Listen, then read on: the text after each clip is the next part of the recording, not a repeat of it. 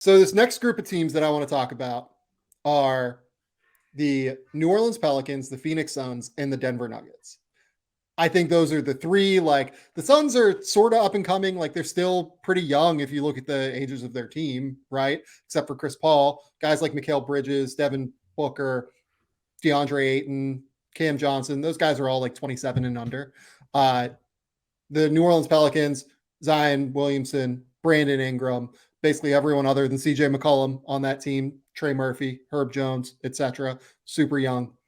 Then the Denver Nuggets have been the team that's been, seen as a potential rising force in the Western Conference for years now. And they're finally healthy. They have a full complement, hopefully, assuming Michael Porter gets back soon. But that's not seen as like a long-term, he'll be out for a long time, at least injury. Of those three teams, which one is your favorite to come out of the West? Man, that's tough. And it's disrespectful to Phoenix because I can't trust them in the playoffs. I'm going to say Denver. Jamal Murray has room for internal improvement, right? Like he's getting better as we go along. I mentioned that, that game last night was crazy. And I saw him look more confident than I've seen out of him at all this season. The step backs, the fadeaway jumper, which it didn't seem like he had the legs for it the first month and a half of the season. I thought he just looked confident and strong. And the biggest thing was, he hit that game winner last night. And it was a step back over Jeremy Grant. Like this was it wasn't Nurk who was hanging back. It wasn't, Dame. It was Jeremy Grant. This was like over length from deep and just off a dribble. And so those sorts of moments I think are big for players coming back from injury. And I think Jamal is turning a corner. As he does that, they're going to be better. Plain and simple, right? He's going to be more of a threat. I need to see him turn it around on defense though. Like the lack of effort generally from the team on the defensive end, I think is striking at times. They give a lot of effort on the offensive end. I mean, Aaron Gordon crashes the offensive glass. I think he's really good at that, finding spots there. But I just need to see more of him on defense. And Jokic is one of the issues this year, although I still think he's mostly been fine. It's just that he's not going to elevate your play there. And KCP, I think, has been pretty good. But, you just need a little bit more fight from Jamal Murray and Michael Porter when he comes back. And I don't know if I'm going to trust that defense in the playoffs, but out of those three teams, I just think that they have, they have an opportunity for a higher ceiling if Jamal is back to the way he looked before he was hurt. So Jokic is shooting like 32% from three so far this year, but I don't know if people have recognized just how incredibly filthy he has been as a creator in the mid-range so far. He is shooting 66% between 3 and 10 feet. That's like an outrageous number. He's shooting 50% between 10 and 16 feet. He's shooting 77% between 16 feet and the three-point line. He has become like Dirk light, basically, this season, except with the passing. Like, this is something that I keep noting and that I think like Mavs fans get super upset about. Like, Nikola Jokic is like elevated Dirk in terms of just the passing that he also brings. He is that good of a mid-range shooter. He has the ability to step out to three the same way Dirk did. And oh, by the way, he is also like one of the three best passers in the NBA. You basically have made Dirk one of the three best passers in the NBA. That's who Nikola Jokic is. I can't name a better high post facilitator than Jokic. And now that high post jumper, it's not even a jumper, that little set shot, the somber shuffle when he hits that. You have to guard that. Look at the king. He's on your shirt. Man. Yeah. You have to shout out to DNVR. That's really, really good Nuggets coverage. They're fun guys too. But when you have to guard that so tight, he's opened up the passing lanes for himself. It's similar to what Luka did by committing to the mid-range in previous seasons. He got good at it, and then now the defense, that's not the shot they want to give up anymore. And so dunker spot opens up, at which for Jokic, that means a lot of Aaron Gordon. The corners open up, which Michael Porter and KCP should be feasting on. The guy offensively, there are no holes in his game. There's not a single hole, because he also is one of two guys you can give the ball to and just say, go make me a bucket without moving more than 5 feet. Just get in the paint, get on the block, and make me a basket. Like, he's a basket weaver is what he is. Yeah. He sits in one place. He's going to make you a bucket. So the team I actually like most of these three is New Orleans. And I think New Orleans is going to be a significant problem for teams in the playoffs in a way that people haven't really recognized yet. In a similar way to how Boston is a real problem for teams in the playoffs, New Orleans just doesn't have Jason Tatum yet, right? Like, they have Brandon Ingram, who is great. They have Zion Williamson, who is great. Zion is certainly like a top 15, maybe top 10, given the way that things are going throughout the course of this season, continuing player in the league. But Jason is a top 3 player. Like, to me, though, when I look at the Pelicans, they have the ability to have all sorts of crazy lineup versatility. You can go super small with Alvarado and CJ McCollum, and then you can throw out Zion at the 5 with Brandon Ingram and one of Trey Murphy and Herb Jones. You can go super big and play like Jonas, Larry Nance, Zion if you have to. You can go one of those two with Zion and like a more normal lineup. Larry Nance is switchable as a 5-man, so you can switch everything if you have to. The ability to have Herb Jones and Trey Murphy, both of whom are between 6'7" and 6'9", and be able to play them anywhere from the 2 through the 4, gives you all sorts of lineup versatility. I think that this team is going to be able to cause matchup-based issues or adjust to what other teams try to present in terms of matchup-based issues at such a real level. Like, this team caused the Suns a lot of problems last year in the playoffs. They now have Zion Williamson on top of that. So they are going to cause even more problems in the playoffs, I think. Like, this is a real team that I think people aren't quite recognizing. Like, if I'm being completely honest, I don't know if they're going to get out of the West, but I think they're the team that can cause Boston the most problems out of any other team in the West. Just with their lineup versatility, their ability to mix and match guys, I think that they're the team that can match up best with what Boston presents other teams.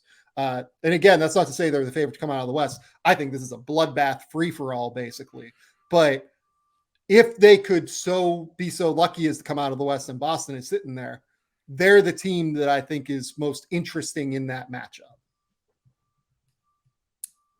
You're not wrong that they have versatility, and it's more of a, we talked about them on Nerder this week. They could come out of the West. Totally. I can see the path. Larry Nance is the small ball 5. That's a thing. That's a real thing.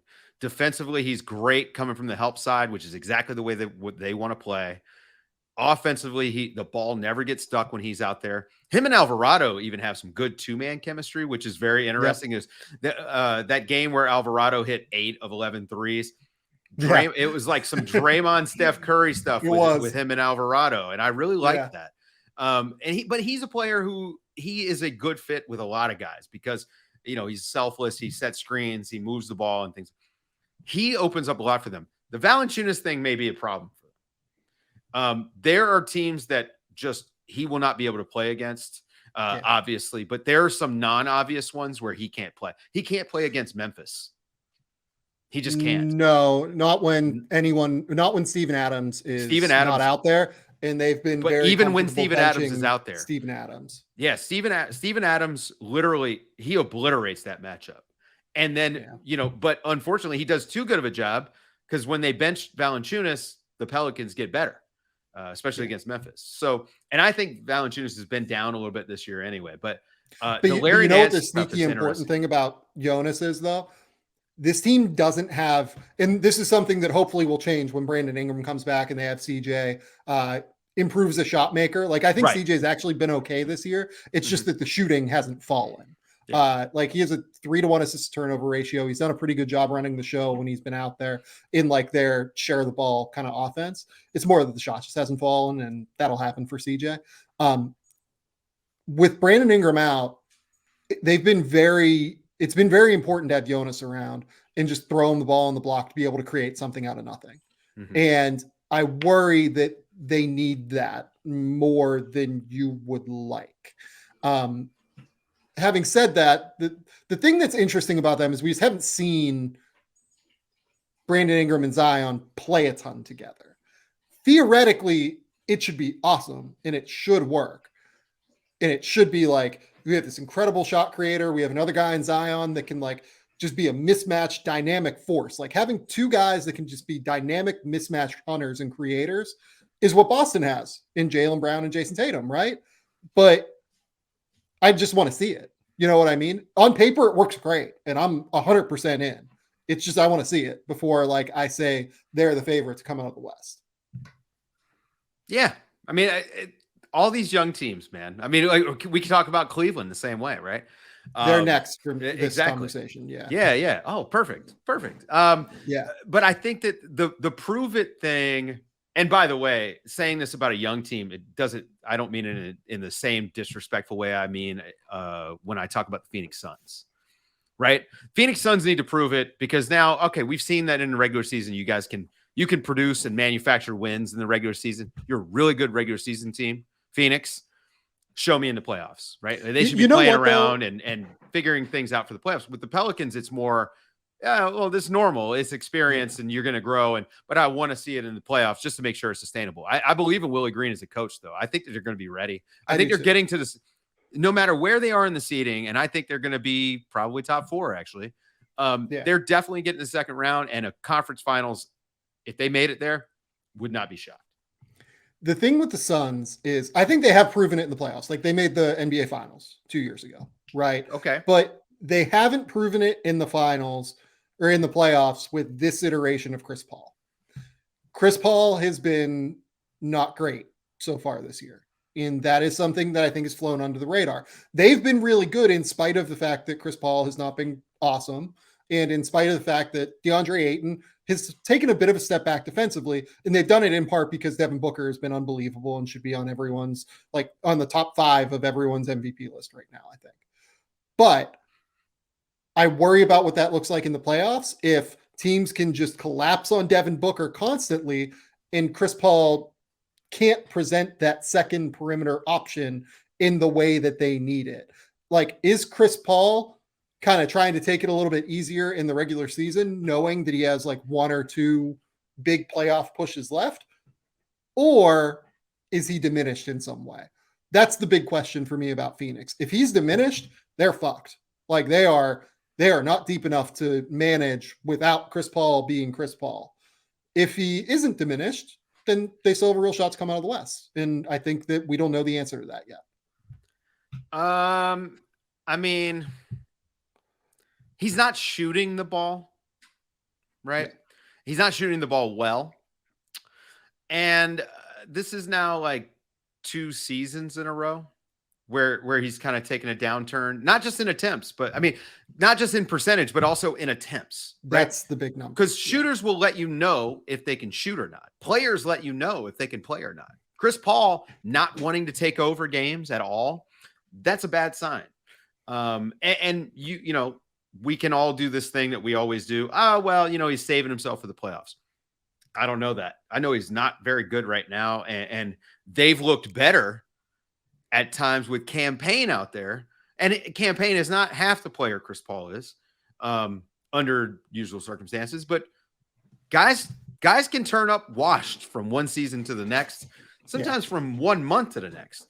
So if you're telling me Chris Paul's done, that kind of tracks, man. I mean, you look at his age, you look at the miles that he's got on him, you look at his size, and any sort of slippage, it's going to directly interfere with his effectiveness on the basketball court.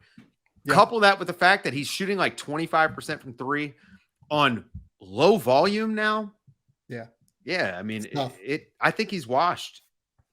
It's possible. It's possible. It is. Maybe it's a very real possible thing. Yeah. Maybe he's playing possum, but he's also 37 years old. And in this reality, man, like we get old.